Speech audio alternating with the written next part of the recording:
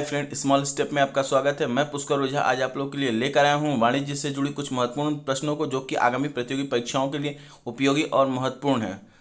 आज का हमारा टॉपिक है जनरल प्रविष्टि यानी कि जनरल एंट्री। चलिए अपना वीडियो स्टार्ट करते हैं और देखते हैं। जनरल प्रविष्टि में सबसे पहले हम लोग खातों के बारे में जानते हैं। खाते मुख्य रूप से 3 प्रकार के होती हैं। पहला है व्यक्तिगत खाता, दूसरा है वास्तविक खाता, तीसरा है नाम मात्र खाता, जिसे आय व्यय खाता भी कहते हैं। चलिए इसी श्रृंखला में हम अपने पहले खाते यानी व्यक्तिगत खाते की तरफ बढ़ते हैं आगे। इसकी पहचान है किसी व्यक्ति, फर्म या संस्था के नाम का ज्ञान होता है, उसे व्यक्तिगत खाता कहते हैं। जैसे राम, राजा एंड कंपनी, कोई भी बैंक का नाम ले लेते हैं। और इसके जनरल की नियम क्या है? इसका नियम है पाने वाले को डीआर और देने वाले को सीआर करते हैं। चलिए इसी श्रृंखला में हम अपने दूसरे खाते की ओर आगे बढ़ते हैं और देखते हैं। हमारा दूसरा खाता है वास्तविक खाता।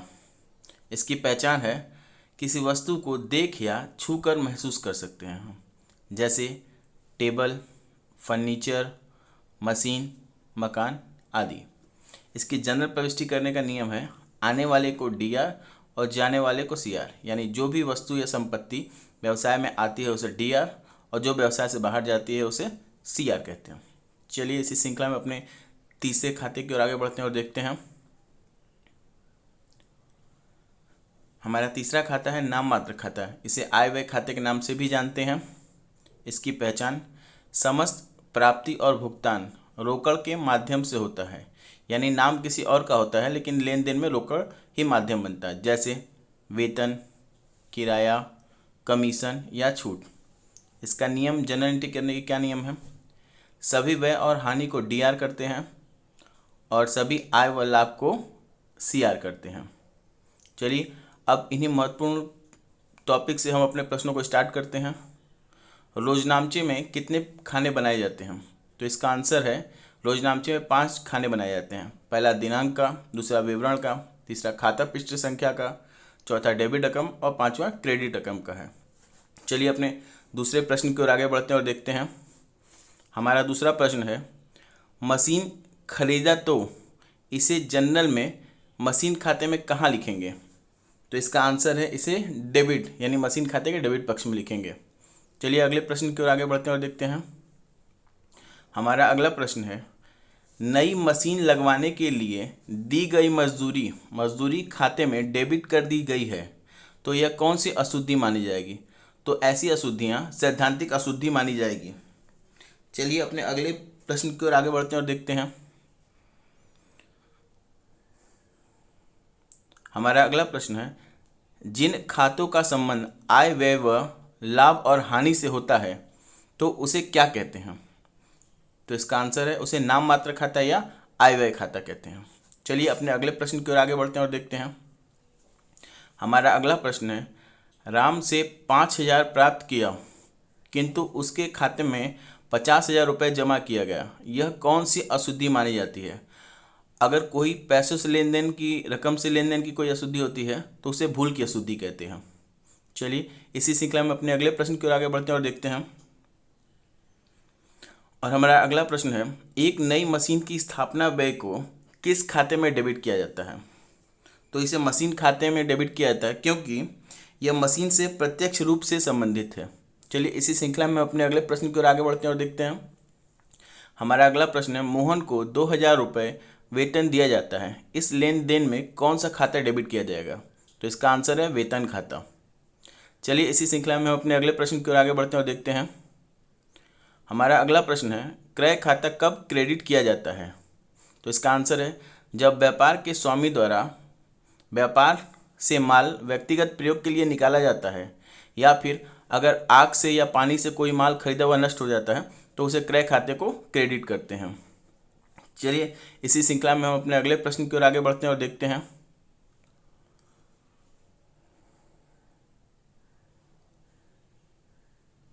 हमारा अगला प्रश्न है 1,000 रुपये की मशीन क्रय की गई किंतु इसे क्रय खाते में डेबिट किया गया, यह कौन सी अशुद्धि मानी जाएगी? तो इसका आंसर है सैद्धांतिक अशुद्धि।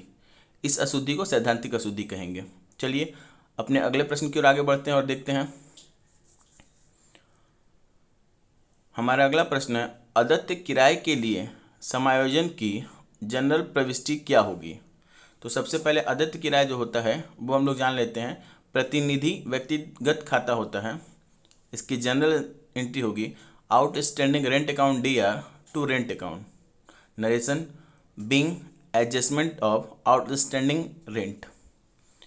चलिए इसी श्रृंखला में हम अपने अगले प्रश्न की ओर आगे बढ़ेंगे और देखेंगे। और हमारा अगला प्रश्न है, एक प्लांट की स्थापना पर भुगतान की गई मजदूरी को किस खाते में डेबिट करना चाहिए? तो इसका आंसर है प्लांट खाते में। चलिए इसी श्रृंखला में अपने अगले प्रश्न की ओर आगे बढ़ते हैं और देखते हैं। हमारा अगला प्रश्न है, जब एक कंपनी अपने ऋण पत्रों को विनियोग के रूप में प्रयोग करती है तो उसे किस खाते में दर्शाया जाता है? तो इसका आंसर है निजी ऋण पत्र खाते में डेबिट किया जाता है। चलिए इसी श्रृंखला में अपने अगले प्रश्न की ओर आगे बढ़ते हैं और देखते हैं। हमारा अगला प्रश्न है, पेटेंट अधिकार खाता किस खाते के अंतर्गत आता है? तो इसका आंसर है वास्तविक खाता। चलिए हम अपने अगले प्रश्न की ओर आगे बढ़ते हैं और देखते हैं। हमारा अगला प्रश्न है, पूर्वदत्त बीमा प्रीमियम का कौन सा शेष होता है? तो पूर्वदत्त बीमा प्रीमियम का डेबिट शेष होता है, इसका आंसर है। चलिए अगले प्रश्न की ओर आगे बढ़ते हैं और देखते हैं।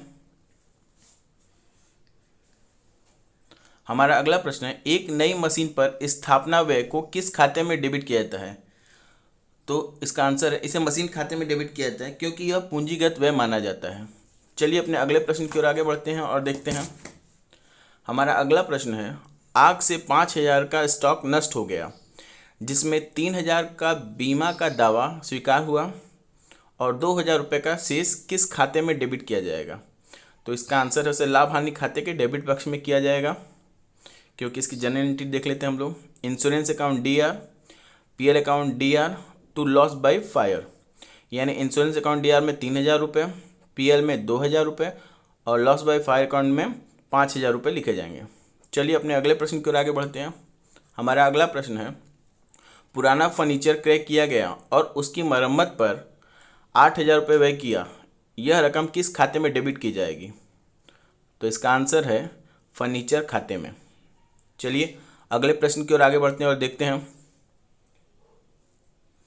हमारा अगला प्रश्न है, यदि 8 लाख रुपए के पूर्वदत्त अंश को निर्गमित करके 7,20,000 रुपये की एक मशीन क्रय की जाती है तो शेष 80,000 रुपये किस खाते में डेबिट होगा? तो इसका आंसर है अंशों के निर्गमन पर छूट खाते में डेबिट करेंगे, यानी DR करते हैं। चलिए अपने अगले प्रश्न की ओर आगे बढ़ते हैं और देखते हैं। हमारा अगला प्रश्न है, लेखांकन के नियमानुसार किन खातों का शेष सदैव डेबिट होता है? तो इसका आंसर है व्यय एवं हानियों तथा संपत्तियों का जो पक्ष होता है वो हमेशा क्या होता है? डेबिट होता है।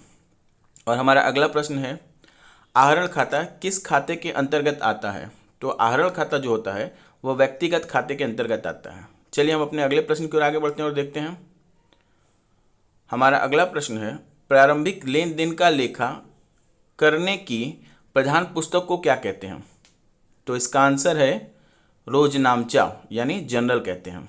चलिए इसी श्रृंखला में अपने अगले प्रश्न की ओर आगे बढ़ते हैं और देखते हैं। कृत्रिम व्यक्तिगत खाते में किसे सम्मिलित करते हैं? तो कृत्रिम व्यक्तिगत खाते में बैंक या बीमा कंपनी को शामिल करते हैं। चलिए हम अपने अगले प्रश्न की ओर आगे बढ़ते हैं और देखते हैं। हमारा अगला प्रश्न है, मूर्त वास्तविक खाते में किसे रखा जाता है? तो मूर्त यानी जिसको हम देख या छू सकते हैं, तो इसका आंसर है भवन, फर्नीचर या मोटर को रखा जाता है। चलिए हम अपने अगले प्रश्न की ओर आगे बढ़ते हैं और देखते हैं। हमारा अगला प्रश्न है, रोजनामचा का आशय दोहरा लेखा प्रणाली की मौलिक प्रविष्टि की बही से है, यह कथन किसका है? तो इसका आंसर है वेबस्टर शब्दकोश द्वारा यह दिया गया था। चलिए हम अपने अगले प्रश्न की ओर आगे बढ़ते हैं और देखते हैं। हमारा अगला प्रश्न है, वास्तविक खाते कितने प्रकार के होते हैं? तो इसका आंसर है वास्तविक खाते 2 प्रकार के होते हैं, मूर्त और दूसरा अमूर्त। चलिए इसी श्रृंखला में अपने अगले प्रश्न की ओर आगे बढ़ते हैं और देखते हैं। हमारा अगला प्रश्न है, रोजनामचा हिसाब का लेखा करने की मौलिक पुस्तक है, यह कथन किसका है? तो इसका आंसर है रोलैंड का। चलिए इसी श्रृंखला में अपने अगले प्रश्न की ओर आगे बढ़ते हैं और देखते हैं। हमारा अगला प्रश्न है, रोजनामचा लेखा करते समय किस छूट का लेखा पुस्तकों में नहीं किया जाता है? तो इसका आंसर है व्यापारिक छूट का लेखा पुस्तकों में नहीं किया जाता है। चलिए इसी श्रृंखला में अपने अगले प्रश्न की ओर आगे बढ़ते हैं। हमारा अगला प्रश्न है, अमूर्त वास्तविक खाते में क्या सम्मिलित होता है? तो इसका आंसर है ख्याति या कॉपीराइट या व्यापार चिन्ह को हम अमूर्त वास्तविक खाते में रखते हैं। चलिए इसी श्रृंखला में अपने अगले प्रश्न की ओर आगे बढ़ते हैं और देखते हैं।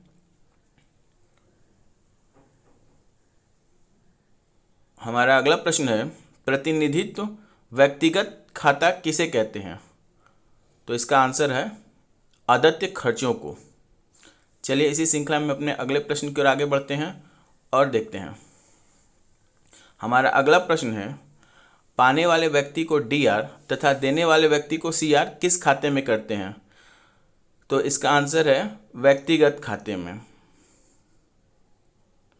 व्यक्तिगत खाते में ही पाने वाले को DR और देने वाले को CR कहते हैं। ऐसे महत्वपूर्ण प्रश्नों के लिए मेरे चैनल को लाइक, सब्सक्राइब और शेयर जरूर करें। और हाँ मित्रों, बेल आइकन दबाना न भूलें, जिससे कि हमारी नई वीडियो की अपडेट आपको मिलती रहे। हम आपके लिए ऐसे ही उपयोगी और महत्वपूर्ण प्रश्नों की श्रृंखला को लाते रहेंगे। धन्यवाद।